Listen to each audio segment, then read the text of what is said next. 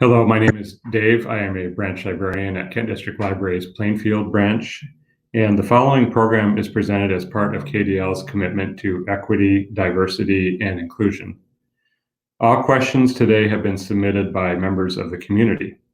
While our speakers are not able to answer every question that has been submitted, we have tried to offer a fair representation of the questions received.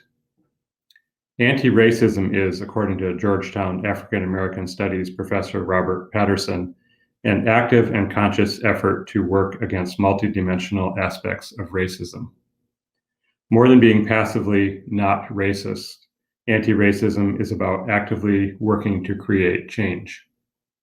In this series, we will be talking with parents, law enforcement, community leaders, and more about what is being done and what can be done to actively and consciously work against racism. Our guest today is Patrick Miles, Jr. Patrick Miles is an attorney in the Grand Rapids office of the national law firm of Barnes & Thornburg. He focuses his law practice on corporate compliance, investigations, monitorships, and business transactions, including minority and women-owned businesses formation, financing, and certification. Most recently, Mr. Miles served as U.S. Attorney for the Western District of Michigan from 2012 to 2017 by appointment of President Barack Obama.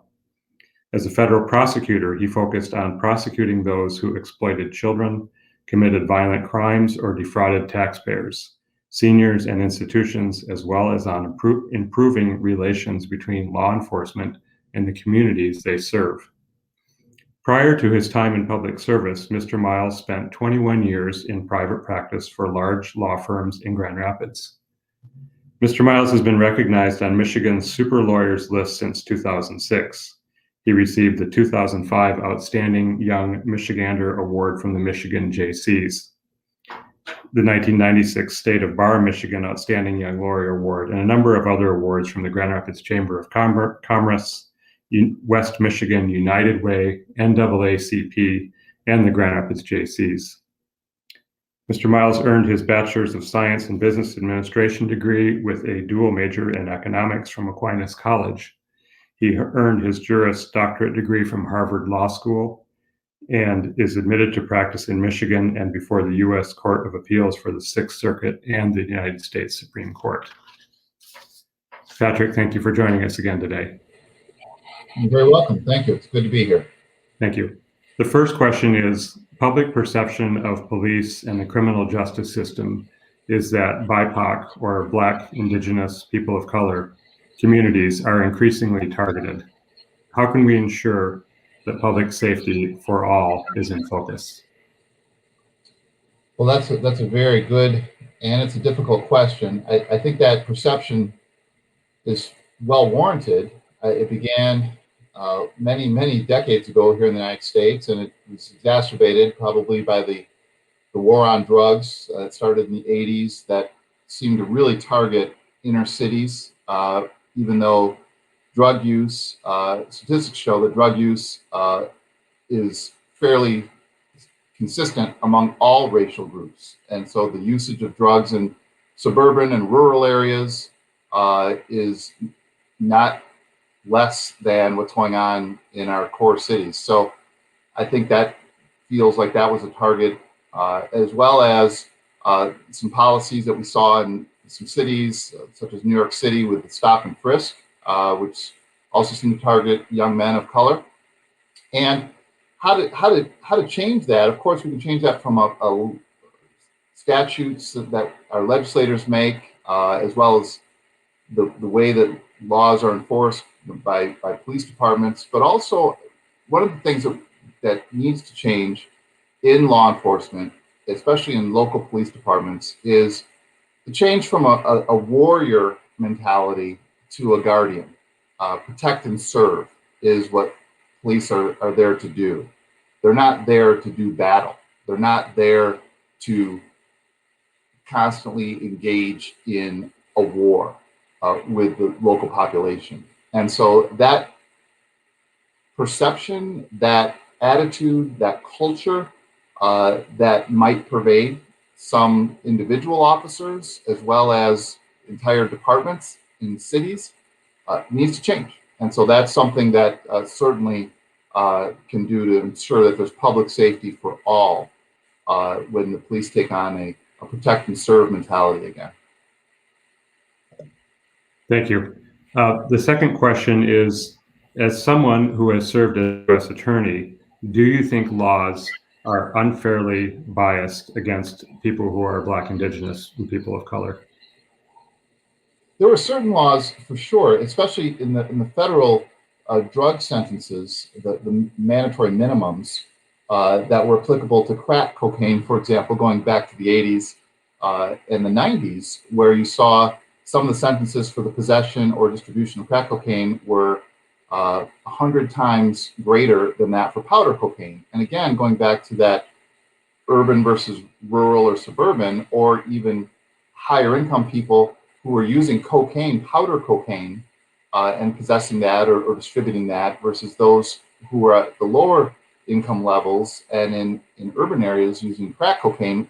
You know, again, the sentence disparity was humongous. And so that started to be addressed in the last decade or so, where the sentences were trying to be brought more in line with one another from a policy standpoint. So that, again, had a disparate impact on people of color and people who had lower incomes.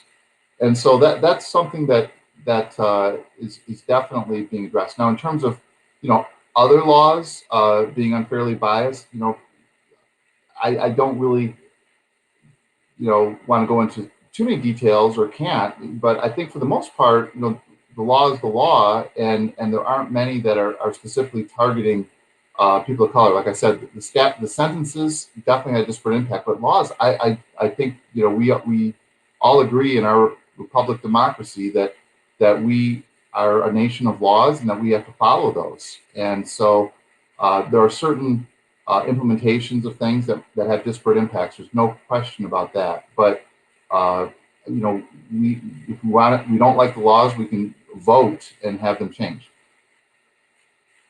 Thank you. The third question is, how do you feel about the idea of diverting funds away from police departments and toward other agencies? I'm not sure that police departments are overfunded. I think that what we do as a society in the United States is we ask police departments and individual officers to do a lot of things that probably should be beyond their normal job description. We ask them to act sometimes like frontline social services people when they're, for example, intervening in a domestic dispute or addressing someone who's having a mental health crisis. And so I think that we could use funding for either improving their training in those areas or having funding to increase more first responders and frontline in those areas so that we're not asking police officers to do things that are really beyond their capacity. Thank you. The fourth question is, there's evidence of minorities being unfairly treated by police and prosecutors.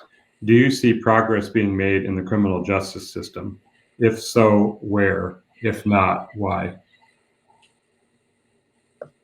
It's a very subjective thing to say whether progress is being made. I think progress is being made from the standpoint that we have more awareness of the biases, the implicit and the explicit bias that is involved in the criminal justice system, because it's a system of laws, but it's also a system of people, and people have their individual biases and prejudices that they bring to the table, whether it's as a law enforcement officer, whether it's as a prosecutor, whether it's as a judge, whether it's as a juror, or in the media. And the classic example of this, and I had my entire U.S. Attorney's Office watch this documentary, and I encourage everyone to watch it, is the Central Park 5 documentary by Sarah Burns and her father, Ken Burns. It documents the case of the Central Park 5 and how 5 innocent young men of color, Black and Latino, I believe, were all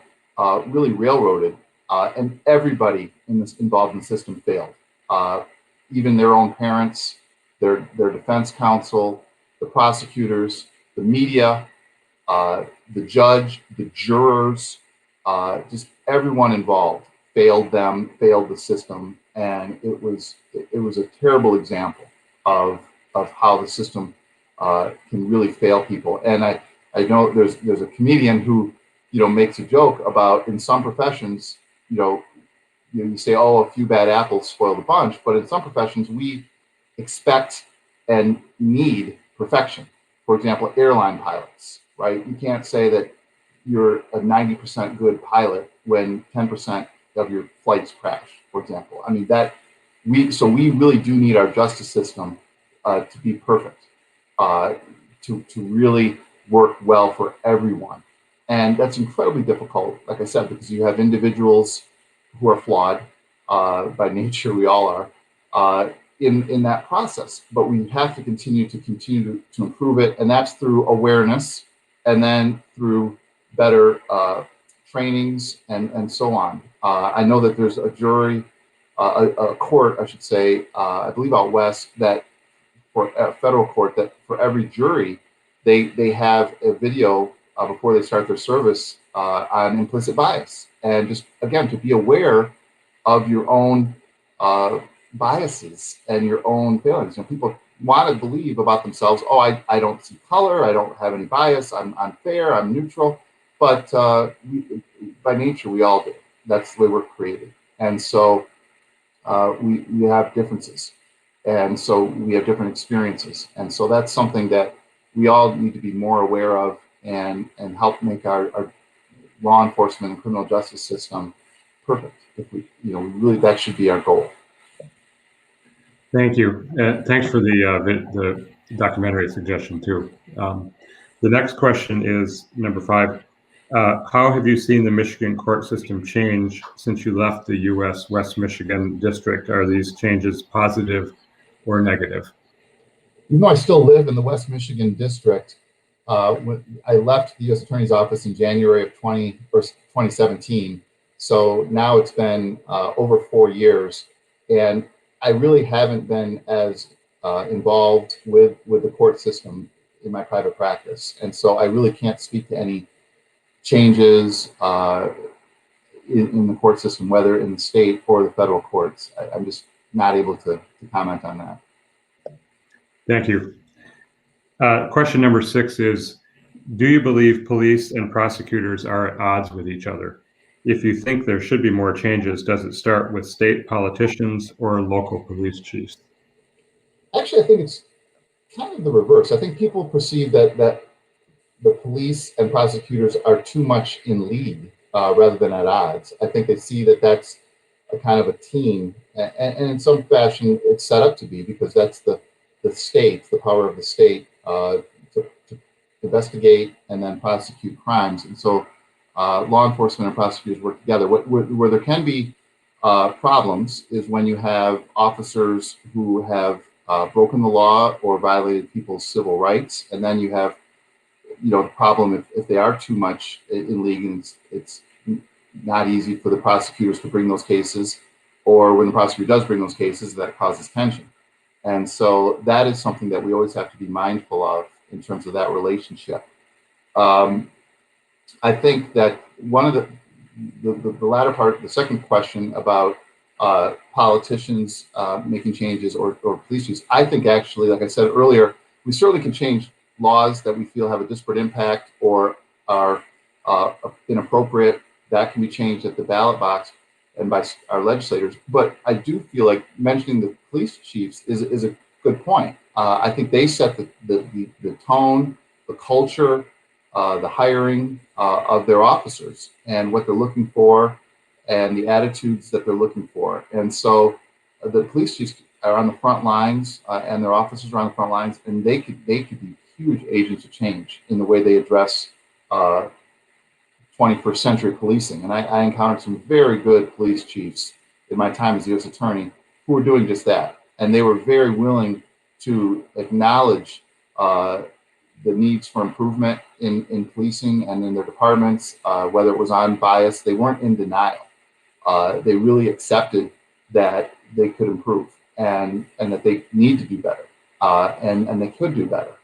And I really appreciated working with them and those chiefs that were also interested in improving relationships with the local communities that they serve.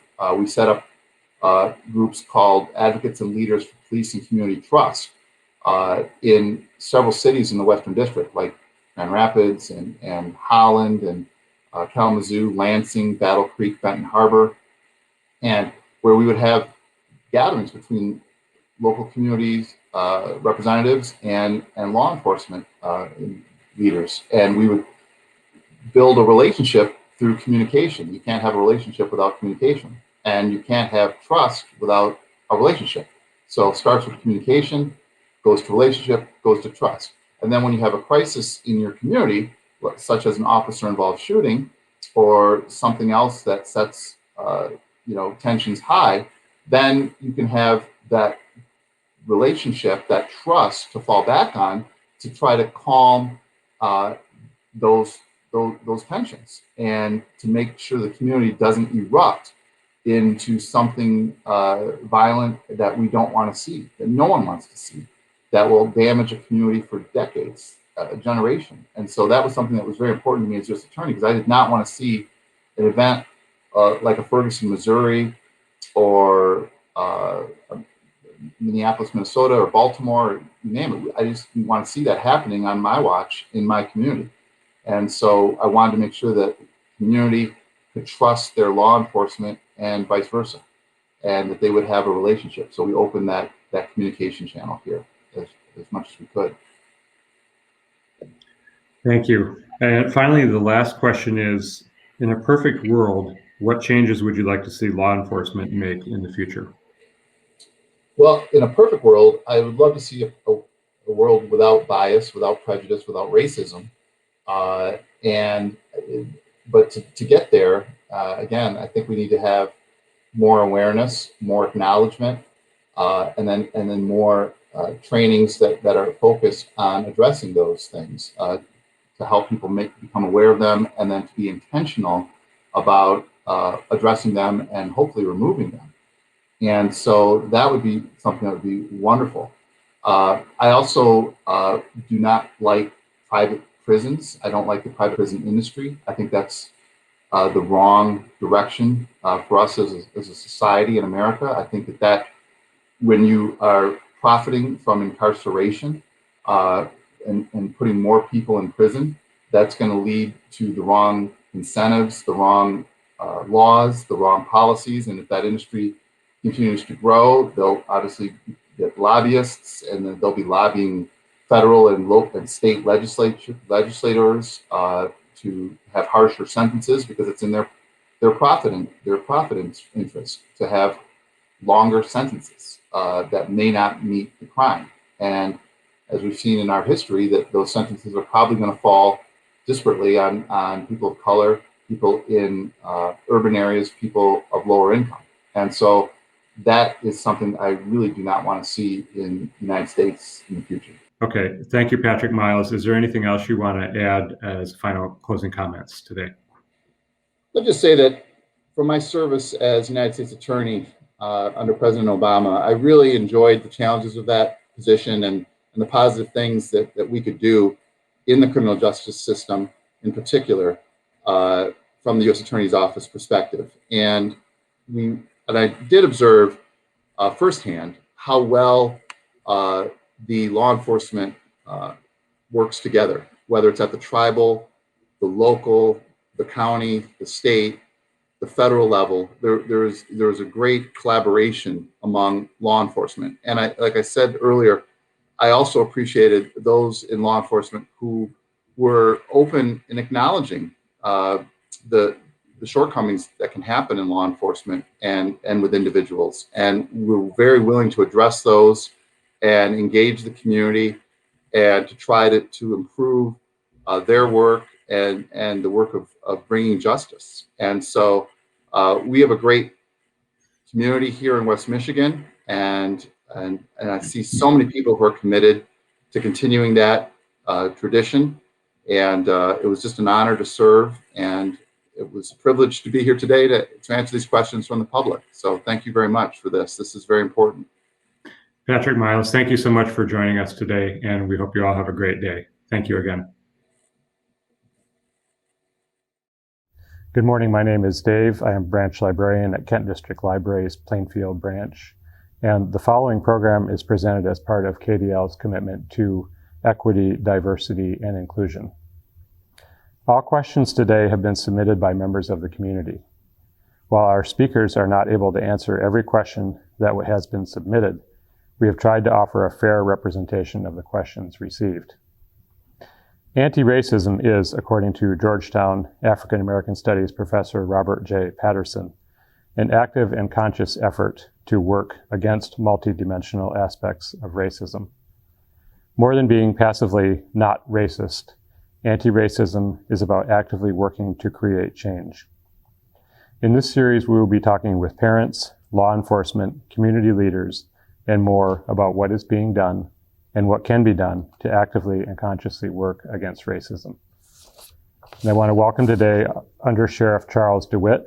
Charles DeWitt began his career at the Kent County Sheriff's Department in 1995 as a county patrol officer. Over his career, Chuck was assigned to each shift and worked all areas of the county. While on the road patrol, he also worked as an E-unit officer.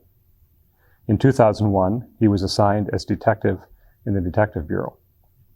In September 2002, Chuck was promoted to sergeant and assigned to the Detective Bureau, overseeing both general case and major case investigations. In 2010, Chuck graduated from the FBI National Academy in Quantico, Virginia. In November of 2019, Chuck was named Kent County Undersheriff. Undersheriff, welcome to the taping today. Thank you for coming. Thanks, Dave. Appreciate the invite. Yep. The first question today is, what anti-racist training is given to Sheriff's Department employees? Who does the training, and how often is it given and updated?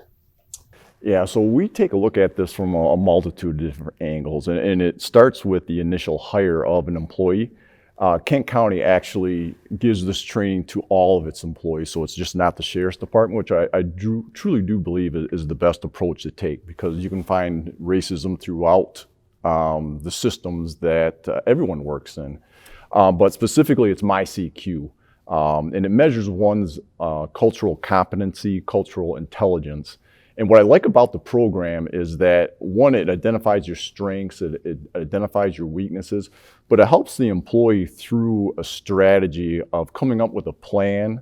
But then once trying to put it into action, it helps the employee come up with different strategies, because nothing's ever crystal clear. And so it starts that thinking process well before a situation to think about, A, what that scenario may be, but then alternatively, if it doesn't go quite as planned, what options do they have to be able to change their route and still come out with a good resolution? So that's really the basis or the starting point for the Sheriff's Office. But we also have had training in regards to implicit bias. Sometimes you've heard it also referred to as unconscious bias. And who gives the training? We've had faculty from other institutions come in and give the presentations and training. But we also done train the trainer, where our staff is trained on the specifics, which then allow for ongoing training at a lesser cost, but still gives that impact that we're trying to instill on the staff as they navigate these waters. As far as the frequency, it's ongoing. In fact, in 2021, there's a second component of MyCQ that's being introduced that's specific to law enforcement, and it does have to do, in fact, with anti-racism. So in addition to that, I think at the heart, it really goes back to one's communication skills. And regardless of the situation, you need to be able to read what exactly is going on. And then not only reading it with both the verbal, but the nonverbal, then starting to empathize with that individual to then create that positive interaction that all of our officers are trying to strive for. Thank you. The second question is kind of related to the first question, and it says, we all have unconscious biases. Are you familiar with the Harvard implicit bias test or similar evaluations? And has your department been encouraged to take any of these tests, or would you consider doing so in the future? Yeah, I'm not familiar with the Harvard bias test, but much like what we've already talked about, we absolutely understand and do believe that as humans, regardless of what profession that you're involved in, you're bringing biases with you to your workplace, with you in your family and interactions in general. And so we stress and encourage our officers, one, you need to identify what they are. And then once you identify what they are, it's not the fact that you have them that makes you a bad person. It's the fact that how you react or act upon knowing those situations that those biases could come into play. One of the things, in fact, going way back in time, when I first started my career, I was sent out to be a verbal judo instructor. And it was in that training that officers are taught that those little indicators, those little things that set people off, you want to identify and then name. And once you identify and you start naming them, you start to recognize when those situations start to come into play, which then allow for that officer to better control their emotions, their actions, to then come through with the solution at the end of that situation. Right, thank you. The third question is, are deputies taught any background or history of why BIPOC, that is, Black, Indigenous, people of color, might view law enforcement with suspicion or even contempt?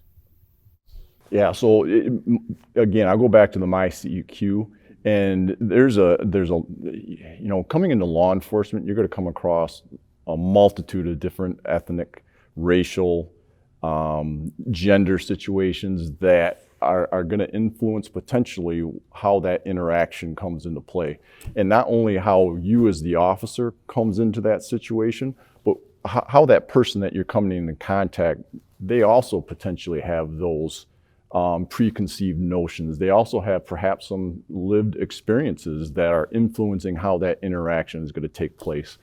And so, again, it goes back to that communication, recognizing how that flow of the conversation is going, reading the situation.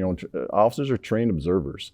And not only are they reading and assessing how that interaction is going, but that person's also doing the same thing. And so what they're taught is, boy, you got to be good listeners. You got to be able to read what that person is going through, what they're saying, what they're not saying, to then be able to establish that rapport, establish that trust, and get to that point where that rapport is developed to be able to come up with that situation that is amenable for both that individual, but as well as for the officer. Thank you. The fourth question is, can you speak a little about the department's de-escalation tactics? Have they changed since the death of George Floyd? So, obviously the George Floyd incident was tragic, and that trial is ongoing as we speak. Our de-escalation tactics really has not changed as a result.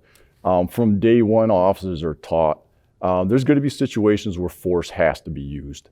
And typically in those situations, if it's a hands-on situation to better control an individual, typically that fight will end up on the ground.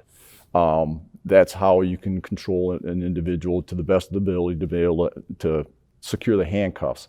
However, once that individual is in fact secured, it is such a dangerous situation to keep them in that prone position that you need to get them up off of their chest to allow for that breathing to take place. Officers are absolutely told and instructed, knees on the neck are never acceptable. And thus, those two things demonstrate things that have always been taught and have always been instilled in the staff, that you just don't do those types of things. What it did, there's an emphasizing, if you will. So immediately following George Floyd, we started to look at our training in general. Our tactics really didn't change, but what we wanted to do is take the training, which is extremely expensive, and most often we're having to do it, obviously, when the officers are not working, to be able to bring them into an environment, but that's on overtime. And so what we ended up doing was we added 2 additional staff to our training unit with the thought and concept that in addition to what we're doing while they're off shift, we'd like to be able to bring them in during their shift to reemphasize and work on those skills, work on those tactics, work on those communication skills to be able to instill on a more frequent basis those skills that we really want to impress upon them, that these are the appropriate situations to apply that level of force. Right. Thank you. The fifth question is somewhat related to previous questions, but it's more broader. And the question is, how are deputies trained to approach people who may be afraid of them? Sure. Well, first, our officers are taught, one, distance is your ally. Distance is your friend. And so depending on what the situation is, maybe you don't want to bridge that gap, that having a safe distance between yourself and that person is the best approach to go. But sometimes circumstances dictate that you have to now start bridging that gap. And what they're taught is, it's all about communication.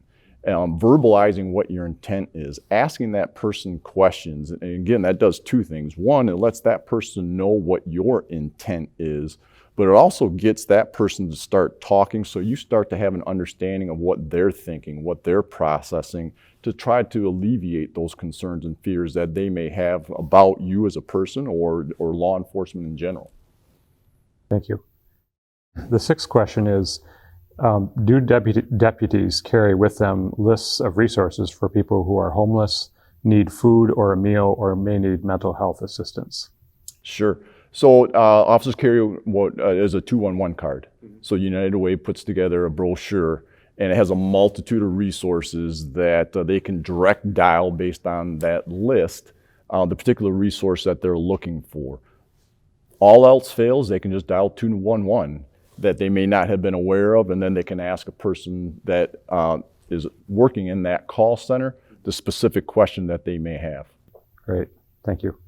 The next question is, on calls when an arrest isn't absolutely necessary, what other solutions are deputies trained to try?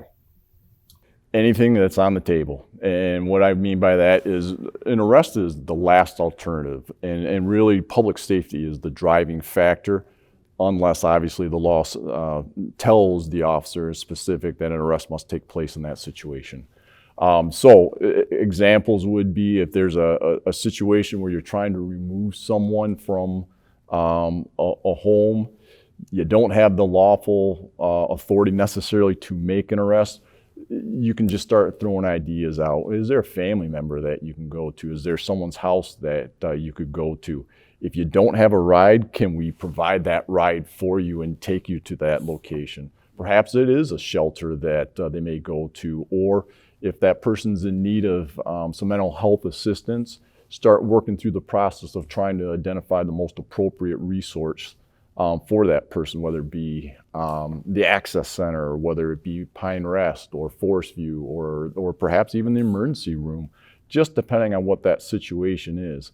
Drugs and alcohol do play a factor in that, because that starts to play an unpredictable situation, if you will, for that officer. Just because I'm leaving in a good spot right now with those influences in play, how confident am I that the situation may not flare up again? And so it just all depends on what those situations are and what circumstances the officer also has to take into consideration if the jail is not the most appropriate setting. Right. Thank you. The next question is, in a perfect world, what changes would you like to see law enforcement make in the future? It's, the biggest change that I would love to see, goes back to resources, is more officers on the street. And it's not for the enforcement side of things. We have sufficient staff to be able to respond to emergencies, although if you look at our strategic plan, the sheriff has outlined for us and the community, her number one goal is to reduce our response times on priority one calls. But in addition to that, having more officers out on the street allows for the officers to start building that rapport with the community that I think is so essential, especially right now. During a time of crisis, that is not the time to try to instill confidence or trust or rapport with your residents. It's in those moments that tranquility is present that you really want to have those types of dialogues. And when there's insufficient staff to allow for proactive patrols to take place, for officers that are in the cruisers to be able to stop in neighborhoods and have conversations with their residents, to stop by the businesses to see how things are going and are they experiencing particular issues, and if so, when, and what could they do to help. You know, we have our community policing division, but that's such a small number of officers. I would love to be able to expand that to our road patrol in general, to be able to take that mission of our community policing division, the mission of our school resource officers, and expand it to a larger extent to our road patrol officers that are obviously the most visible side of the Kent County Sheriff's Office. Great, thank you. The next question is, what misconceptions do you believe the public has about law enforcement? I think the biggest is that crime can be solved or not solved within 48 hours. Obviously, there's a number of TV shows that even highlight maybe that misperception. But most often times, crimes are not solved within 48 hours. And the persistence of the officers, the investigators, to follow through with that investigation, I think is one of the things that people are caught off guard. And sometimes feel hopeless that if they don't have that answer immediately, that there's going to be no resolution to that situation. Science is absolutely part of that, but it's not the biggest part. You know, the community's involvement is so important. More times than not, someone out there has an answer to that question, and it's whether or not they're willing to come forward to share that information that is what leads to a successful outcome to that. But then in addition to that, I think, you know, the public absolutely sees events right now transpiring in regards to the use of force incidents, the type of force, the level of force. And, you know, I can only speak for our statistics, but we track that yearly. And although we're still compiling our information for 2020, in 2019, in our law enforcement division, in all of our citizen contacts, so whether someone picked up the phone and called 911, or if it was a non-emergency phone call, or perhaps it was a traffic stop that was initiated by one of our officers, use of force occurred in those events in 0.002% of the time.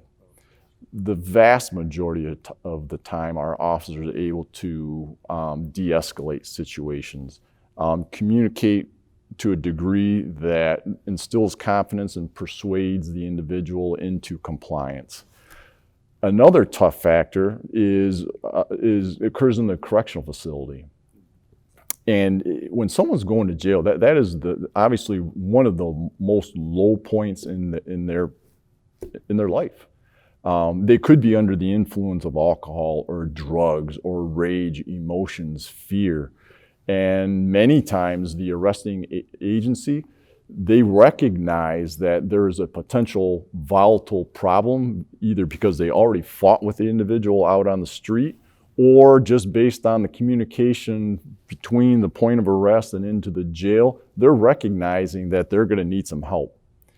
In 2019, just under 98% of the time when our correctional staff were called out into the sally port before the individual is taken from the cruiser, they were able to successfully de-escalate and persuade that person from getting out of the car, complying with the requests of the officer, to then walk into the facility without any use of force.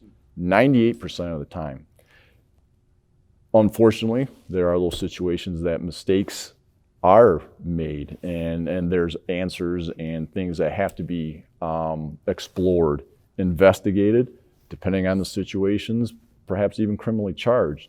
But I think what we have found is, with the advent of technology, starting back with the in-car cameras and then most recently with our body cameras, the successful resolutions are more of what one sees in comparison to those situations that do need some further exploration. Right, thank you. And this is the last question, number 10. In Kent County, how do school resource officers have the most positive impact? How do you see or think police presence in schools will change in the next 2 to 3 years?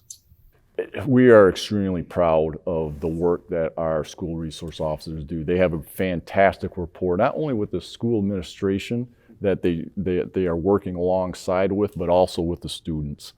So they prescribe to the National Association of School Resource Officers Triad system, which basically means that it's a 3-system approach.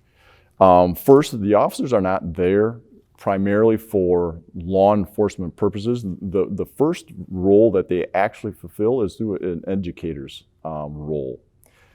They then bring in a mentoring role, and then they bring in the law enforcement side.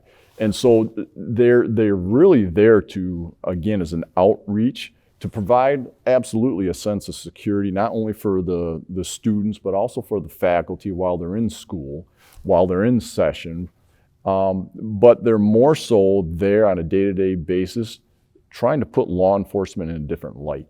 Far too often, especially kids these days, their only interaction that they may see is law enforcement in an enforcement role, when just as like we just described in our use of force situations, that's a very, very small percentage of the time an officer spends on a daily basis. Most often it is truly trying to develop relationships, trying to build trust for when that time comes, when we need each other, that we're there for each other. We had a couple stories, success stories, if you will, that we were extremely proud of. One situation involved our school resource officer identifying a student in crisis. And we did not know this at the time. The officer did not know this at the time, but he took an interest in this individual. And the child was having some mental health crisis. So leading up to that event, that rapport, that trust had already been built, already been established. Well, the student didn't show up to school one day, and the student's friend was concerned and approached our officer to say, hey, can you check on so-and-so? The officer was able to track the person down, brought him to lunch, sat down, and he listened. 2-3 hours later, everything seemed back to normal, kosher, only to find out a year later, as a result of the student writing us a letter, he was actually thinking of taking his life. And never shared it with the officer that day, but absolutely ended the letter stating, the officer saved my life that day. And it's so impactful that it's story after story after story of things such as that, with our officers connecting with the students for a couple of different reasons. One, again, to establish that trust and rapport that we do need to do with our community. But you know, one of the things that I would also like to see in the future is we strive to get a diversified workforce. We got to do better. And starting at that elementary age, starting in the middle school, high school, is the only way that we're going to be able to identify law enforcement as a profession that is meaningful, fulfilling, and if you have the heart of a servant, it's the right profession for you. But we can't do that like we traditionally have done, which is at that college level, where they've perhaps already identified their track is criminal justice. We need to steer them in that direction to be able to take advantage of the diversity that we have throughout our community that just is not necessarily making its way into our ranks right now. Thank you. That's the end of my questions. Undersheriff DeWitt, do you have any further comments you want to make today? Or? You know, I think this is great. I truly appreciate the library extending the invitation out to our community, the community that we're sworn to protect and serve and be a part of, and that we're able to have the opportunity to answer any questions that they may have that they're just not given that opportunity to. So thank you very much. And thank you again for coming today. All right. Thank you.